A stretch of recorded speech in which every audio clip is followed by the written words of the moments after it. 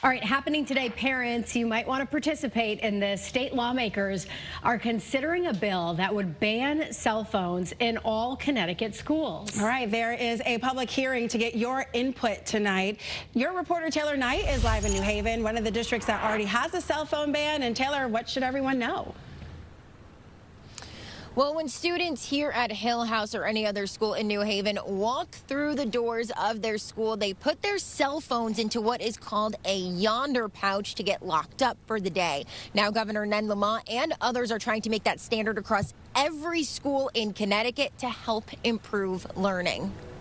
Lawmakers want to hear your opinion on the push to ban cell phones inside of classrooms today. There's a public hearing at the Legislative Office building at 10 this morning. The governor announced legislation to ban cell phones inside of schools at his State of the State address at the start of the session earlier this month. Supporters say restricting cell phone use during the school day improves both academic outcomes and the classroom environment. Teachers also report fewer disruptions, stronger student engagement, and improvements in behavior and social interactions.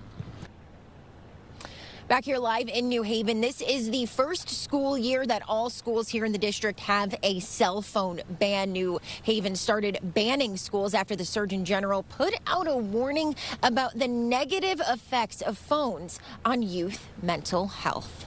Your reporter in New Haven, Taylor Knight, Channel 3 Eyewitness News.